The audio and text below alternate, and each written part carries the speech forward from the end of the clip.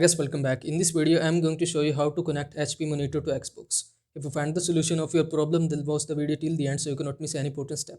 And if you find this video helpful, so please consider subscribing our channel for more this type of content. If you want to connect HP monitor to Xbox, then we need to follow some steps. First, HDMI connection. Most modern Xbox consoles like Xbox One, Xbox Series X, and Xbox Series S have an HDMI output, and many PC monitors have HDMI input. So connect one end at an HDMI cable to the HDMI output on the Xbox.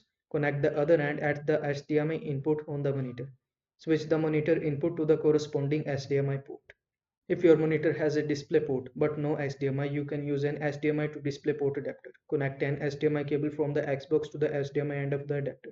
Connect the DisplayPort end of the adapter to the monitor DisplayPort input. Change the monitor input setting as needed. That's it. I hope this video was helpful to you. Make sure to like this video and subscribe to my channel for more this type of content. Thanks for watching.